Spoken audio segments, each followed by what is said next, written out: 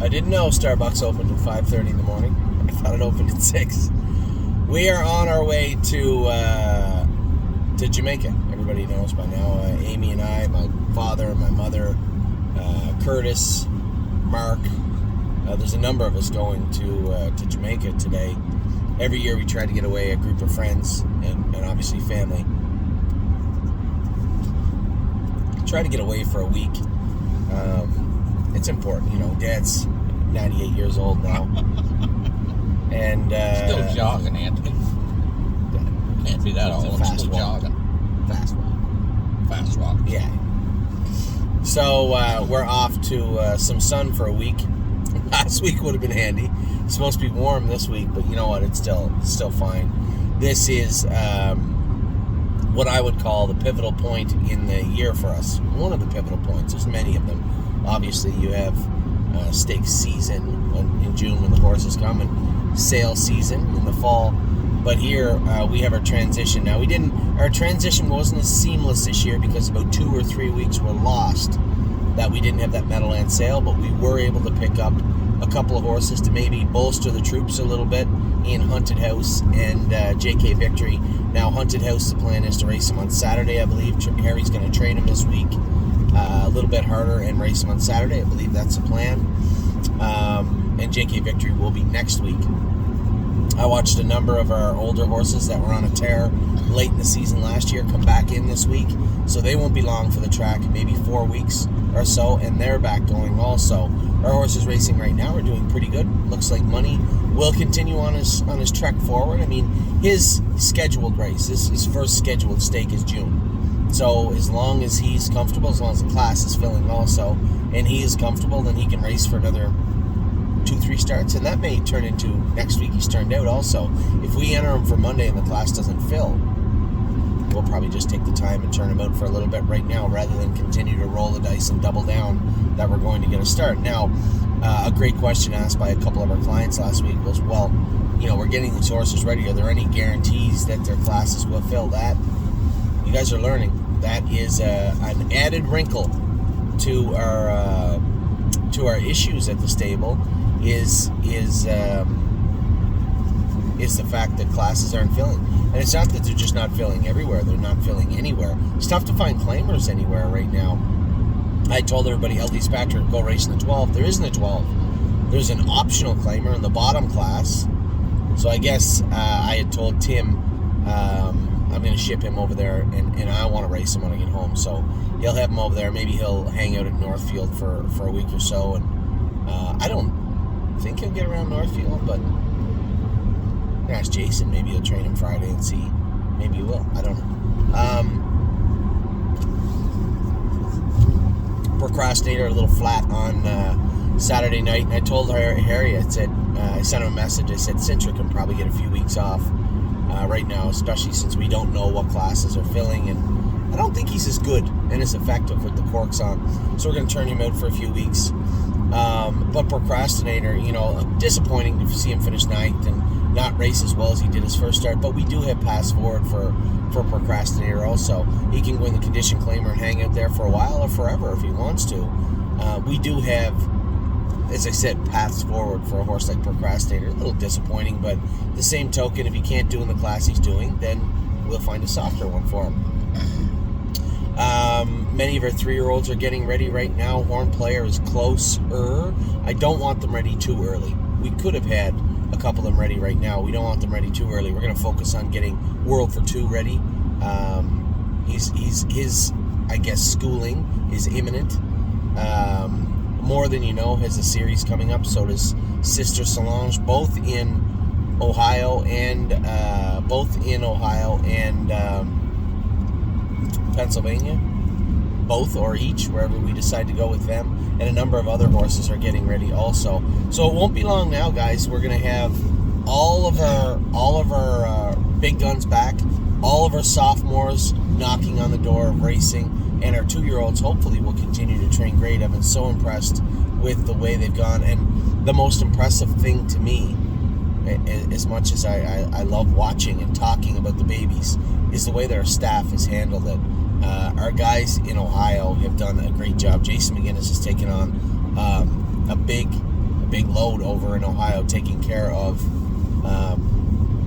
him and Jason Merriman, making sure that the entirety of the burn, we've gone from having a couple over there in the winter to a little bit of a pilot project last year with 20 to upwards of 65 or 70 horses at Northfield Park right now. And the way that our guys have handled it has been incredible. We really took a chance hiring those 6 new employees and really trained them. They knew nothing about horse racing and trained them down to care for the horses and understand what to be on the lookout for. Make sure their feet are cold, make sure their joints are cold, make sure that you pass it up the chain if anything looks out of the ordinary. And they've just done such a tremendous job in Ohio. It's been great. And then obviously our guys here in Ontario, great as always. The unsung guys, the guys behind the scenes, guys like Danny O'Brien that are always the backbone of what we're doing and always have been the backbone of what we're doing. Without those people, I certainly can't go away with my family. That's first and foremost. But things get really hard when you're trying to micromanage this many horses. You have to have good people around you, and we have the best. Curtis McDonald doing all the, I felt so bad for him. He didn't win his award the other night, and he won the damn patch, so the American equivalent of what he didn't win in Canada the other day, he did win this year, so congratulations to him. And Nellie, she didn't win Caretaker of the Year, but these guys just go in and work their butt off every day. They love the stable, they love their job, and as much as you might be sitting home or on your way to work watching this video, and you guys enjoy being a part of our community, so do our caretakers, so do our trainers. And it's very evident in a guy especially like Harry Polton, who had world champions way back in the 80s and early 90s, and then the game kind of grind him down a little bit to the point where he wasn't sure if he wanted to be a trainer anymore. And then to see him come back from the brink of retirement, and that's not to make fun of him, for instance, that's a hard thing to do. Come back from the brink of retirement and then hit one of your best strides in 2022. And you can be sure if you asked him, he did it because we allow him to do his job, right? Take away the stress of being a day-to-day trainer and just fall in love with the horses again. So, again, I'm happy because I get to take a breath. Just take a breath for a week.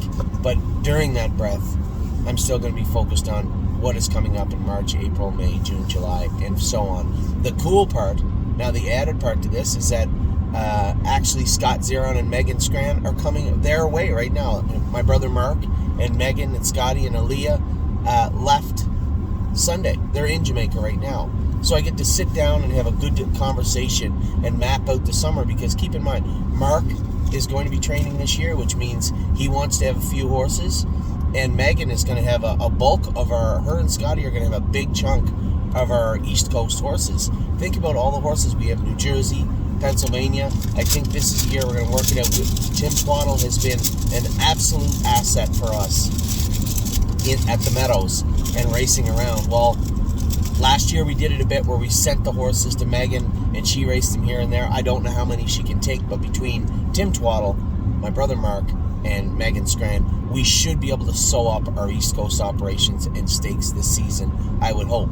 Now, as far as Ohio goes, Jason is committed, as he always is, to running things in Ohio. And I think I have a line on, I've talked to you guys quite a bit about Eric that works for us. We just hired him on. I don't know him that well yet. I'm just getting to know him. I really like what I see on the racetrack. Super, super conservative horseman. And I just asked him off the cuff there once, would you like to go to Kentucky for the summer? And he wasn't very dismissive about it. He was like, I live in Michigan, but I might, maybe. If him and his wife wanted to bring some horses down to Kentucky, that would be helpful also. As far as Oak Grove goes, what we are going to be doing this year, when Oak Grove races, we are going to have 10 or 15 horses at Oak Grove. One, the purse structure is very strong. Two, the racing is good for us. There's no easy racing anywhere, but the racing is favorable to what we're going to offer down there, and we are going to have some 3- and 4-year-olds race. I don't know about 4-year-olds. Definitely some 3-year-olds racing down there, and some 2-year-olds racing down there also.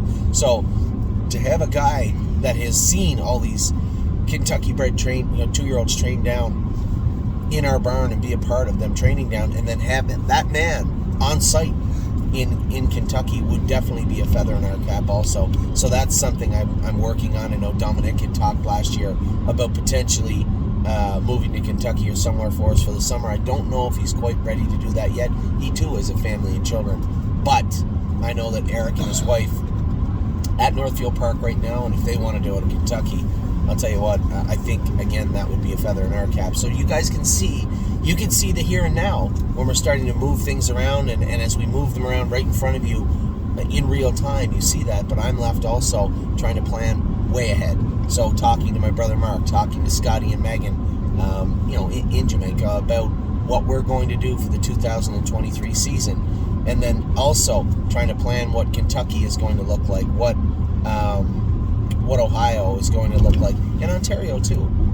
This is I know one thing. We struck a chord with the Hamiltonian Society in Indiana. I was speaking to a couple of people at the O'Brien's the other night about I guess everybody missed it. Everybody seemed caught off guard when I told them that the Breeders' Crown is 5 days after the Super Final, and that can't stand. It's not easy to move. Ontario can't budge. They have a gold the week before. They can't budge.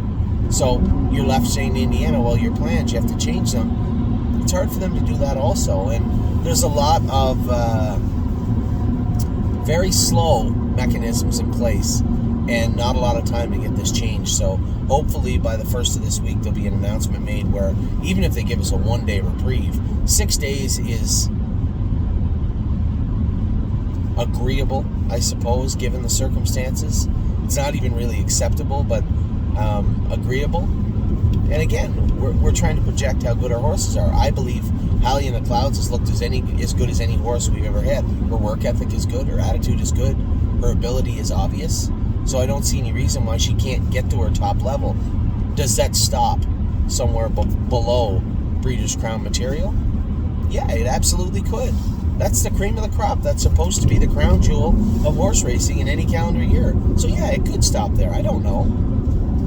But to not be available, to not have that available to us would be, well,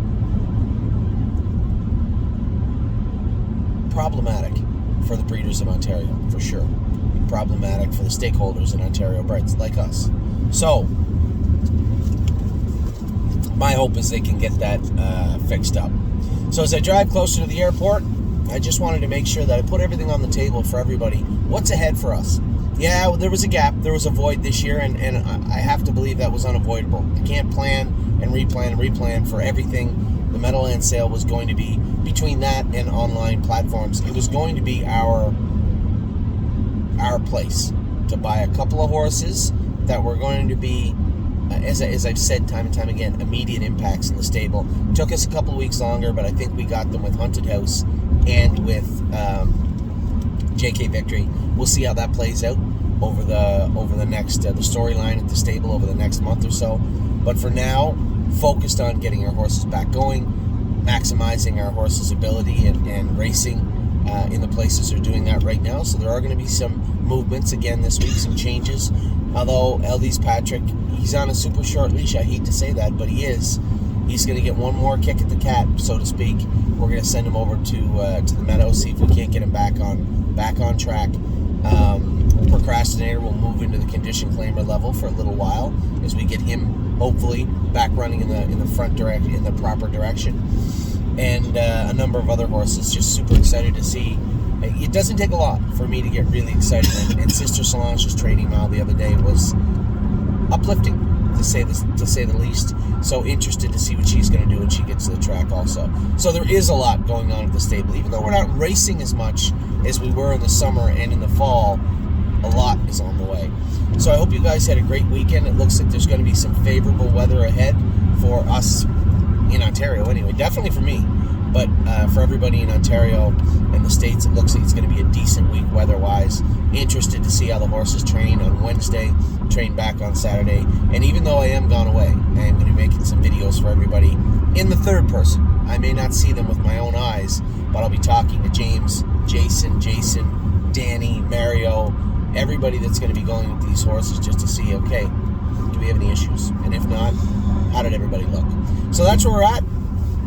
We're about 5 minutes out from the airport right now. Our flight doesn't leave for a few hours yet, but you can't trust Pearson. Who knows how long it'll take you to get to your gate.